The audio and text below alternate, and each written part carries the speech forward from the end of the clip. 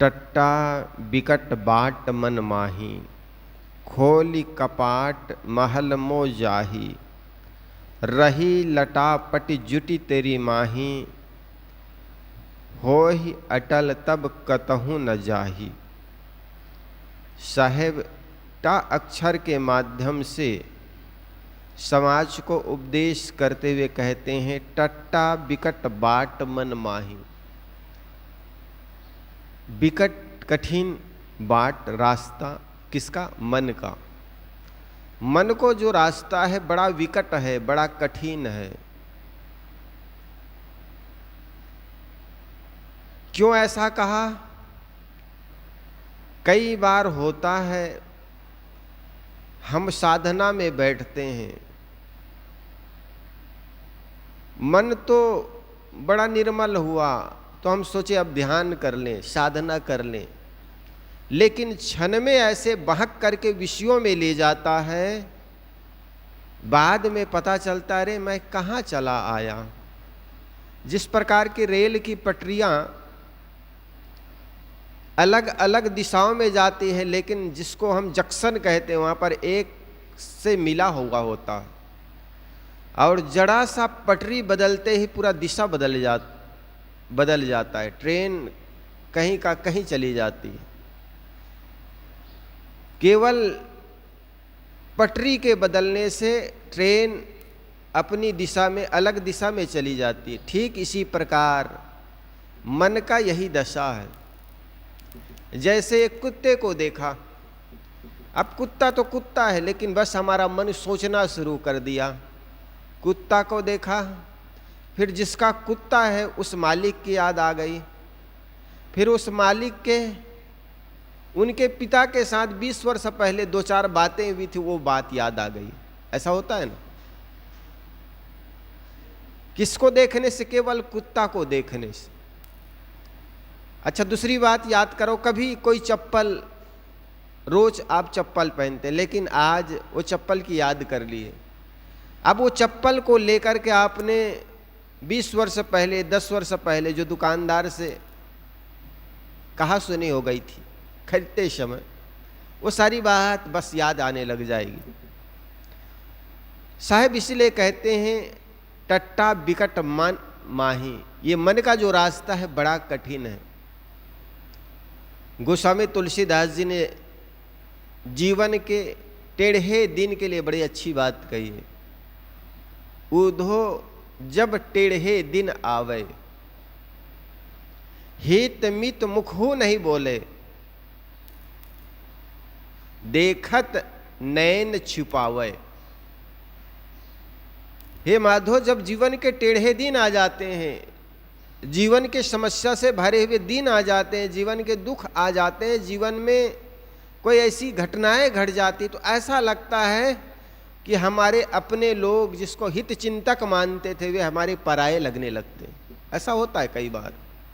घर में कभी गरीबी आ जाए, जिस पर आप बहुत विश्वास करते थे ये कभी साथ नहीं छोड़ेगा, लेकिन जैसे ही घर में गरीबी आ गई, आज तंगई है, बच्चे के इलाज के लिए पैसे नहीं है, और पत्नी भी धमकी दे रही, तो वही यही करेगा तो मैं मैके चले जाऊंगा। बताओ, ऐसे समय में जिसके प्रति बड़ा विश्वास करोगे वही धोखा दे जाते हैं। माधो ऊधो जब टेढ़े दिन आवे, छुवत सोना छुवत मिट्टी बन जाए। सोना को छूते हैं तो मिट्टी बन जाते हैं। और मूर्ख ज्ञान सिखावे, हम बड़े से बड़े कीमती चीज़ों पर हाथ डालते हैं, कीमती व्यापार पर हाथ डालते हैं, लेकिन सफलता ही नहीं मिलती है। कई बार ऐसा होता है, जीवन में बड़े से बड़े काम करने के लिए बड़ी इच्छा जगी, उसने प्रयास भी किया, लेकिन असफलता मिली, सफलता हाथ नहीं लगी, सिवाय दुख के कुछ मिला नहीं। ये तो जीवन के जब टेढ़े दिन आ जाते हैं तब अपने और पराये का पता चलता है। महर्षि रमन के साथ एक घटना घटी। एटलस स्टुअर्ड नाम के एक विदेशी उनके भक्त थे, उनसे बहुत प्रभावित हुए और प्रभावित इतना हुए कि उनके लिए एक बहुत सुंदर थीसिस, उनकी जीवनी लिखी। पाश्चात्य देश में, भारत में खूब बिकी उनकी जीवनी, बहुत पैसे कमाए, बहुत पैसे कमाए। तो एक दिन उनके मन में हुआ, जब महर्षि रमण के जीवन में, जीवन के बारे में थीसिस लिखा, उनकी जीवनी लिखी गई, तो लोगों में बड़ी मांग हुई, बहुत पैसे कमाया।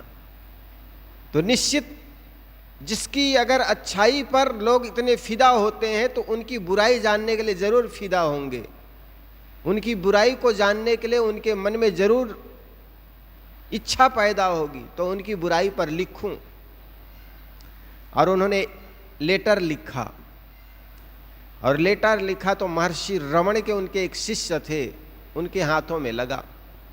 वो लेटर पढ़ करके शिष्य बड़ा दुखी हुए और गुरुजी के पास, महर्षि रमण के पास जाकर के कहे, गुरुजी, जिस व्यक्ति ने आपकी जीवनी लिखी है और जीवनी लिख करके इतने पैसे कमाए, वो आदमी आज लेटर लिखा है कि मैं अब गुरुजी के बुराई पर लिखूंगा। अच्छाई और बुराई तो जीवन के दो पक्ष होते हैं, पेट और पीठ। अगर सागर के तट पर खड़े हो जाओ और सागर की ओर मुख करो तो आपको क्या दिखाई पड़ेगा? सागर ही सागर, पानी ही पानी दिखाई पड़ेगा। हजारों किलोमीटर तक, जहां तक आपकी नजर जाएगी, जल ही जल दिखाई पड़ेगा। अंत में जहां क्षितिज जिसे कहते हैं, जल और पानी जहां तक मिल रहा है, ऐसा दिखता है। वहां तक देखिए, आपको जल ही जल दिखाई पड़ेगा। लेकिन आप सागर की तरफ पीठ कर दीजिए तो आपको थल ही थल दिखाई पड़ेगा, जमीन ही जमीन। ठीक इसी प्रकार जीवन के दो पक्ष होते हैं, एक अच्छाई, दूसरा बुराई। आप जिस तरफ को देखना चाहें आप स्वतंत्र हैं, जो आपको देखेंगे वही दिख जाएगा। आप किसी व्यक्ति के जीवन की अच्छाई की तरफ देखना चाहेंगे, आपको अच्छाई दिख जाएगी। बुराई की तरफ देखना चाहेंगे, आपको बुराई दिख जाएंगे। आपके ध्येय, आपकी दृष्टि, आपकी धारणा पर डिपेंड करता है आप किसको देखते हैं। महर्षि रमण के बारे में वो लेटर लिखा कि बुराई के बारे में लेटर लिखूंगा, तो शिष्य के हाथ लगा, बड़ा दुखी हुआ। गुरुजी के पास गए, कहने लगा, गुरुजी, एटलस ईस्टवर्ड नाम के व्यक्ति तुम्हारे अच्छाई पर पुस्तक लिखा, वो बुराई पर लिखना चाहता है। महर्षि रमण ने कहा, उनको लेटर लिख दो कि अगर तुम मेरे अच्छाइयों पर पुस्तक लिखे हो, अब बुराइयों पर लिखना चाहते हो, तो कल या परसों लिखना चाहते हो तो आज ही लिखो। इससे मेरे जीवन में दो लाभ होगा। और वो लाभ गिनाए उन्होंने कहा, जो मेरे अपने लोग हैं, मेरे अच्छाई सुनकर के अगर मेरे निकट थे, वे लोग मेरे बुराई सुनकर के भी चट्टान की तरह खड़े हो जाएंगे, खड़े रहेंगे।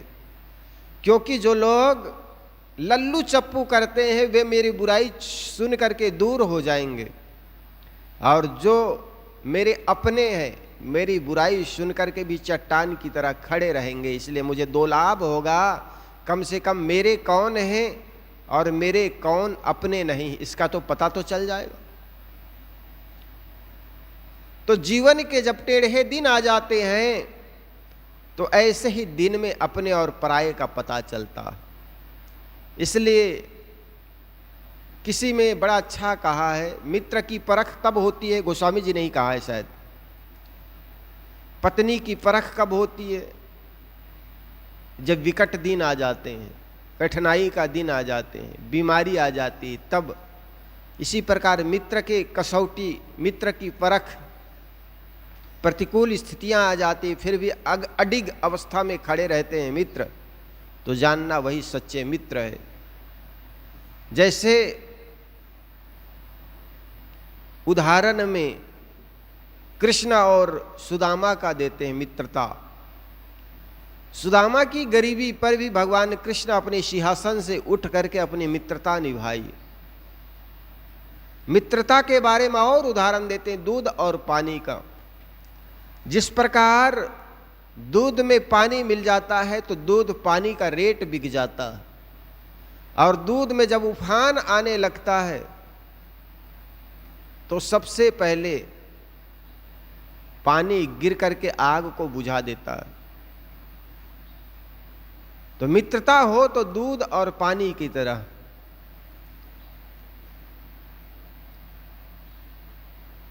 तो हमारे जो टेढ़े मन है, ये इसका जो रास्ता है बड़ा विकट है। साहेब कहते हैं टट्टा विकट बाट मन माही। मन के जो रास्ता है बड़ा टेढ़ा है, सोचो और कुछ और हो जाता है। कई बार होता है हम जब खाने बैठते हैं, मन में सोचते हैं थोड़ा से कम खाऊं, 2 रोटी 1 रोटी कम खाऊं जिससे तकलीफ ना हो, लेकिन जैसे ही खाने बैठते हैं बस संकल्प टूट जाता है और ज़्यादा खा लेते हैं। फिर मन में पश्चाताप होता है, यार आज ज़्यादा खा गया, मुझे नींद आ रही है, बेचैनी होती है। अब फिर संकल्प करते हैं, भगवान को लाते हैं, हाथ जोड़ते हैं, माफ़ करना इस बार गलती हो गई। फिर संकल्प करते हैं, गंगा क्रिया राम दुहाई, न जाने कैसे कैसे कसम खाते हैं और जैसे ही खाने बैठते हैं फिर टूट जाता। आवाज़ झनक तो नहीं रही? बंद कर दे। तो कहने का मतलब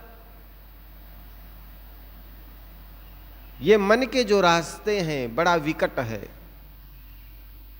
और यही कारण है कि हम जो सोचते हैं, हम जो संकल्प करते हैं, क्योंकि हमारा संकल्प कमजोर है, हम कुछ करना चाहते हैं, हो कुछ और जाता है।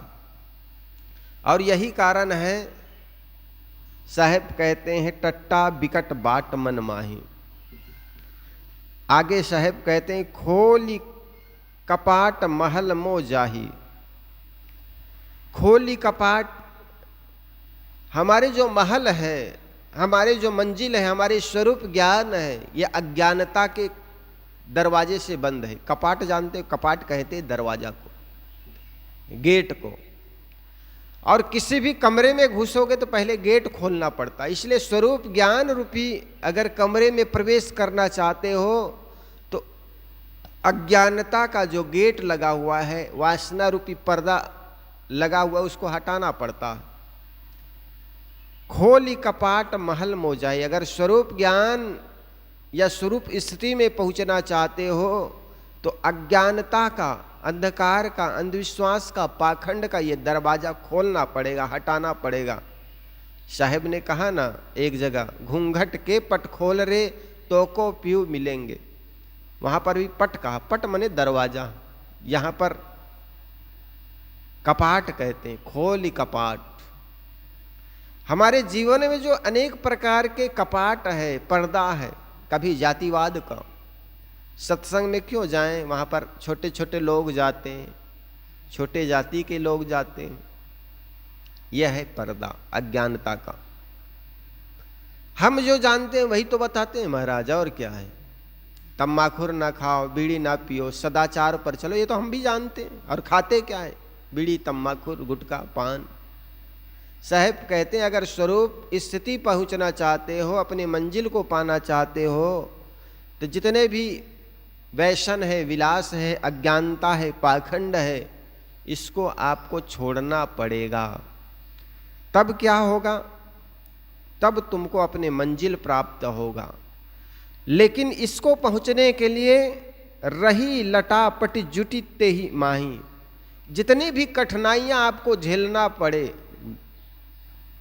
लटापटी एन केन प्रकार कारेन, भले ही दौड़ते दौड़ते नहीं जा सकते हो तो रेंगते जाओ, रेंगते नहीं पहुंच सकते हो घसीटते जाओ, लेकिन आपकी जो मंजिल है वहां एक दिन पहुंच जाओगे। लेकिन वहीं पर रुक गए या लौट गए तो कभी पहुंच नहीं पाओगे। इसीलिए एक शर्त है, किसी भी दिशा में अगर जाना चाहते हो, पहुंचना चाहते हो, कोई भी चीज को पाना चाहते हो, एक तो रुको मत और दूसरा लौटो मत। भले थक गए हो तो रेंगते रेंगते जाओ। सांप कैसे रेंगता है ना, चलता नहीं, वो रेंगता है, पेट के भार खिसकता है, घिसकता है, अपने को घसीटता है, उसको कहते हैं रेंगना। तो थक गए हो, अब ऐसा लगता है बड़े दूर है तो चल नहीं सकते हो तो घसीटो, दौड़ नहीं सकते है चलो, लेकिन बैठो मत। एक शर्त है, बैठो मत और लौटो मत। लौट गए तो वहीं आ जाओगे जहां से शुरू किए हो।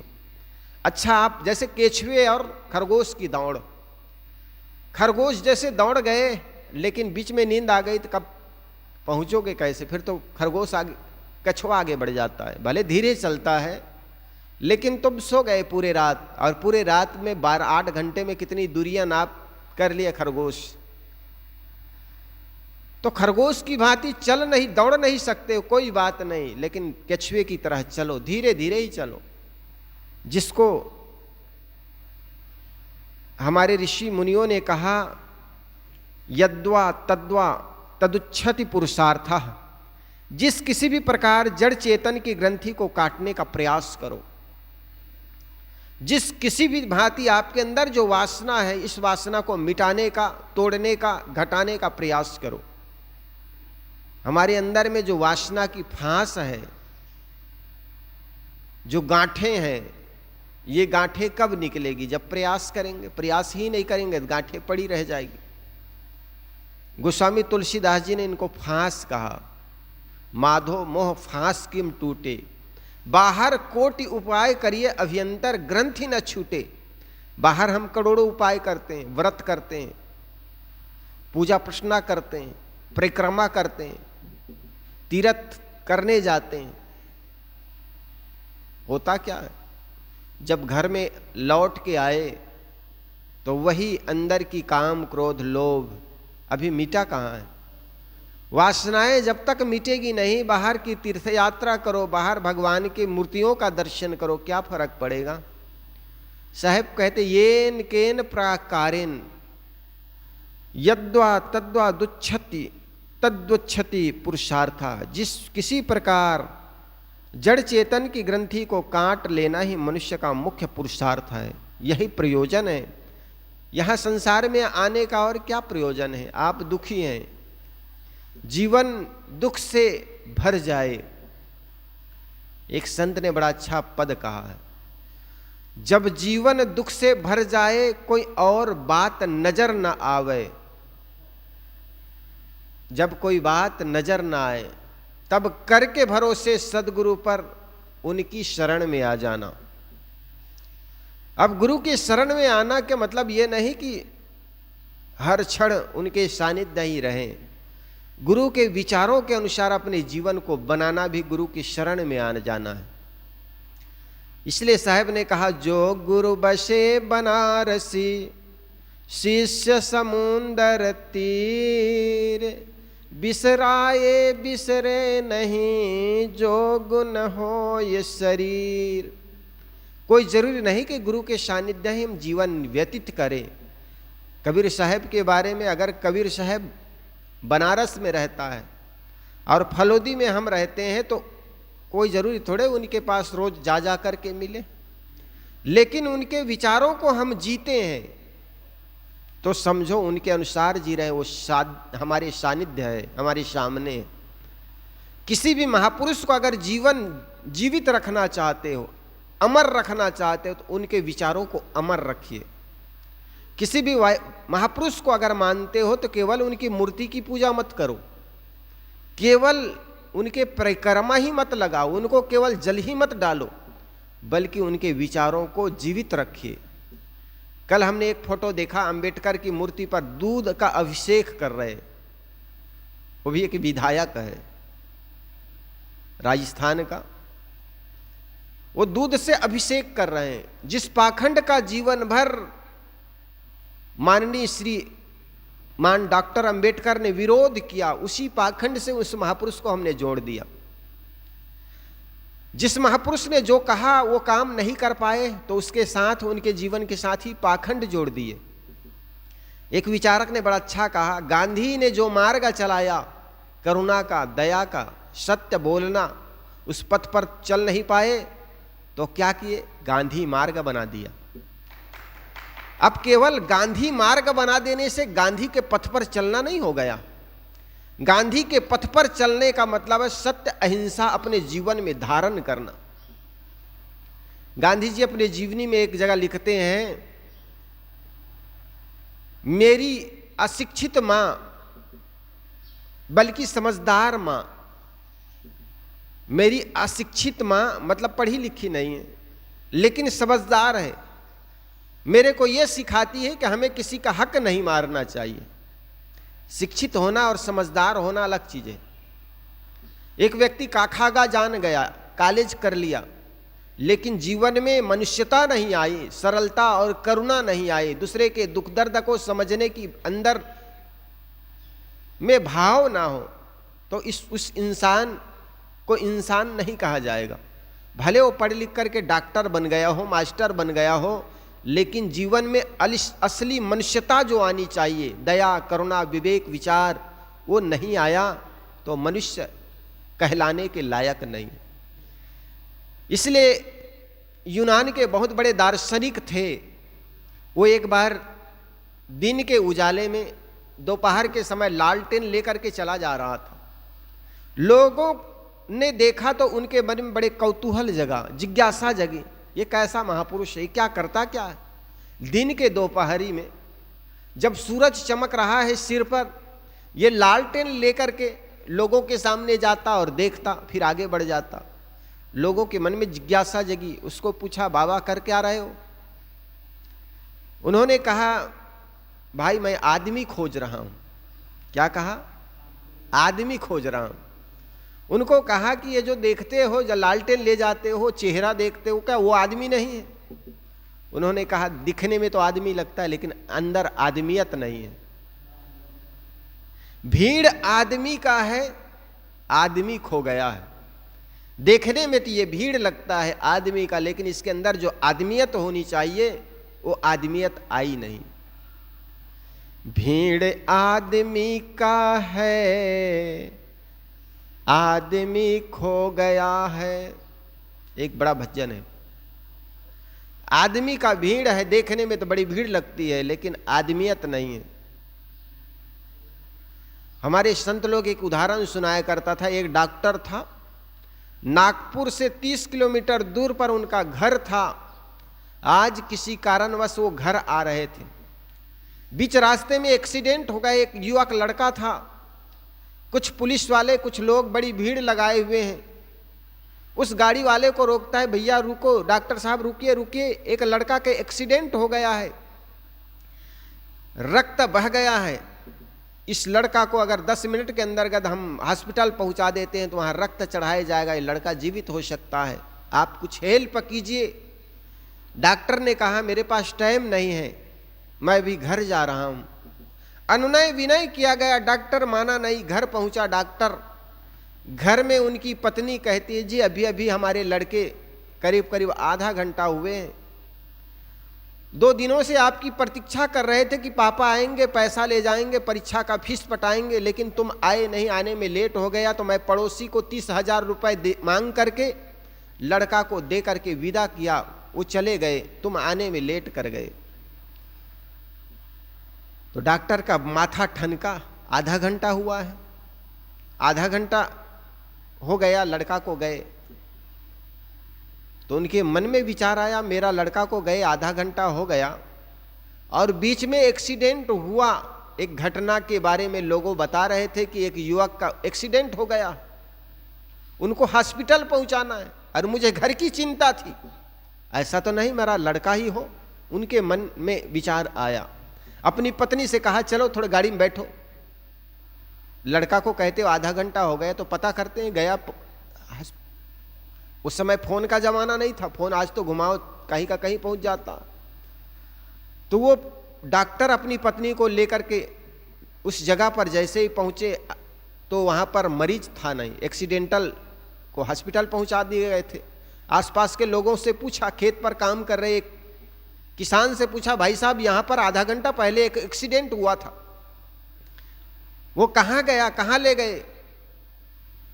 तो किसान भाई ने बताया, उस लड़का को गाड़ी में बिठा करके फलाना हॉस्पिटल नागपुर में पहुंचाए गए। वहां पहुंचे तो जहां पर काउंटर था, इंक्वायरी काउंटर, वहां पर पूछा गया, अमुक नाम का कोई लड़का यहां पर दाखिल हुआ है क्या अभी आधा घंटा के आसपास? तो काउंटर के जो बैठा हुआ था उन्होंने कहा हाँ भाई साहब, ये अमुक नंबर आदमी नाम का आदमी था, वो आयुष्य में अभी भर्ती किया गया है। आयुष्य में जाकर के देखा तो पता चला उसको तो डेड बॉडी जो रूम था वहाँ रखा गया, अभी अभी उनका प्राण छूट गया, शरीर से आत्मा निकल गई, मृत्यु हो गई, इसलिए डेड बॉडी जहाँ रखा गया उस कमरे में रखा गया। जाकर के देखा और कफन हटाया तो उनकी तो पैर तले की जमीन खिसक गई, कांटो तो खून नहीं। आधा घंटा पहले ही लोगों ने उनसे हाथ जोड़ा था, विनय निवेदन किया था कि एक लड़का एक्सीडेंट से खून काफी बह गया है, इसको हॉस्पिटल ले जाए और आपका सहयोग चाहिए। मैंने इनकार कर दिया। काश मेरी आत्मा उस समय जाग जाती, जी जाता, करुणा मेरे अंदर उभर आता, उस लड़का को हॉस्पिटल पहुंचा देता तो वो जीवित हो जाता, वो मेरा ही लड़का था। उनके मन में बड़ा पश्चाताप हुआ। अब जिसके मन में दया ना हो, करुणा ना हो, फिर वो इंसान किस बात की। इसलिए संत लोग भजन गाते हैं, जिसके मन में दया का खजाना नहीं, बाद अमृत पिलाने से क्या फायदा। जीवन में कभी ऐसी घटना घट जाए, किसी के प्रति दया करना, करुणा करना, प्राणियों के प्रति अहिंसा का भाव पैदा हो, हिंसा ना आए, तो निश्चित ऐसे समय पर चूकना नहीं चाहिए। और वही तो मनुष्य है। तो साहेब कहते हैं, टट्टा बिकट बाट मन माही, खोली कपाट महल मोजाही। हमारे महल में प्रवेश करने का अज्ञानता ही पर्दा है, कपाट है। रही लटापट जुटी तेही माही। साहेब कहते हैं, एन केन प्रकारेन, जिस किसी भांति अगर आप वहां पर पहुंच जाते हैं तो उसका प्रयास करना चाहिए। रास्ता अनेक हो सकता है लेकिन मंजिल सबका एक है। कोई कहता है मुझे धन चाहिए, कोई कहते हैं मेरे 20 साल हो गए अब शादी हुई लेकिन पुत्र नहीं है, कोई कहता है मुझे अच्छा मकान बनाना है, कोई कहता है मुझे शांति चाहिए।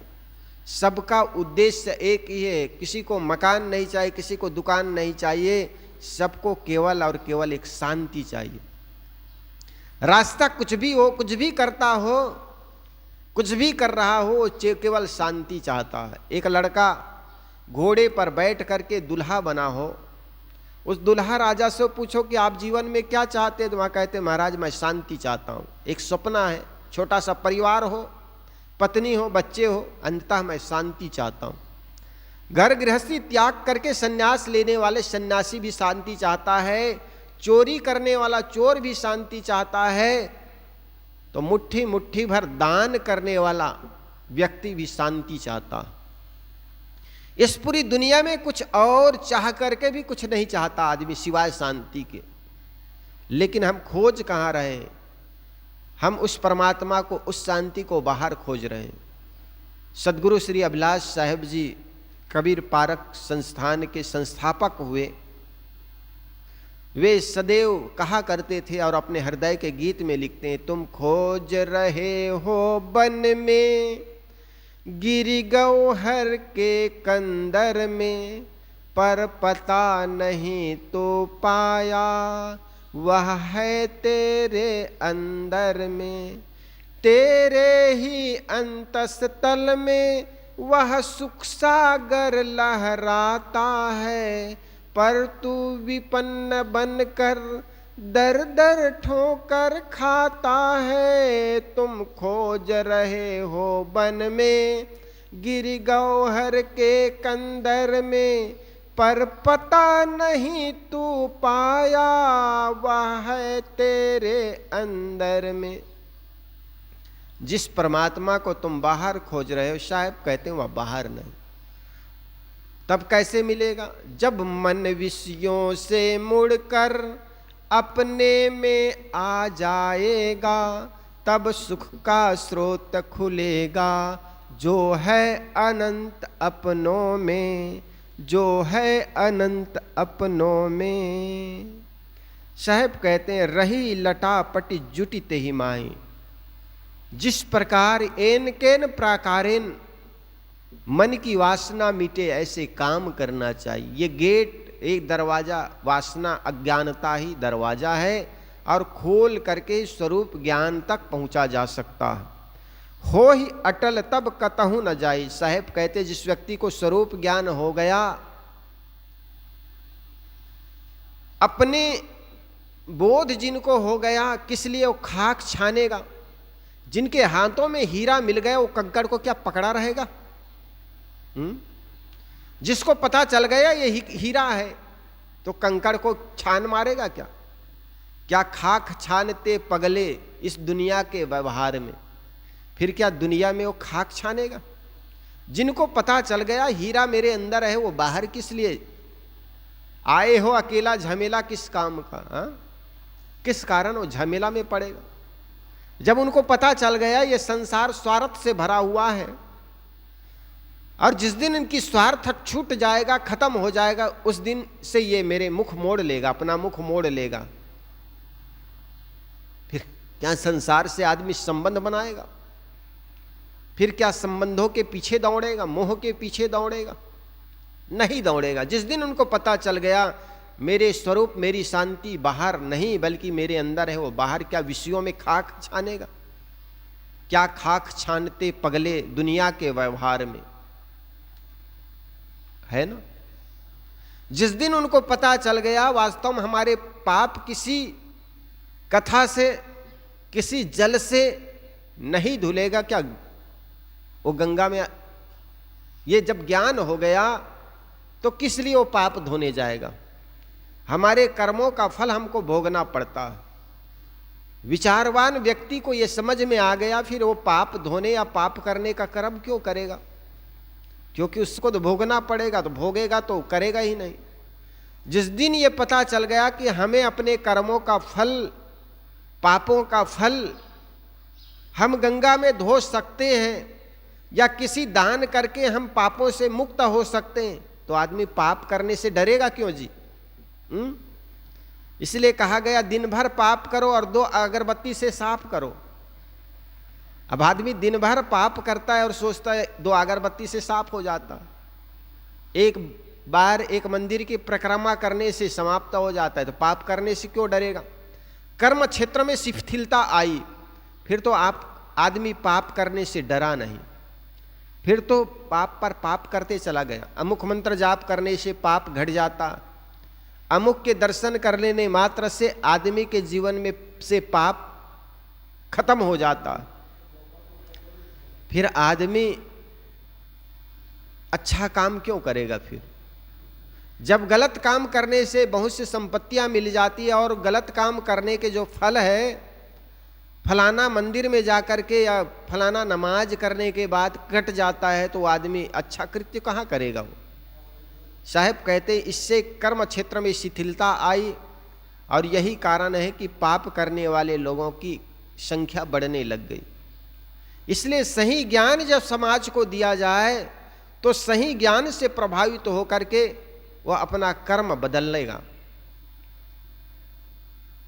तो इसलिए सदगुरु कबीर का यह सुंदर पद, टट्टा बिकट बाट मन माही, खोली कपाट महल मोजाही, रही लटा पटी जुटी ते ही माही, हो ही अटल तब कतहु न जाए। जिस व्यक्ति को अपने स्वरूप ज्ञान का खजाना मिल गया, जिस व्यक्ति को अपने परम शांति का ज्ञान हो गया, वो अज्ञानता की वासना में क्यों भटकेगा?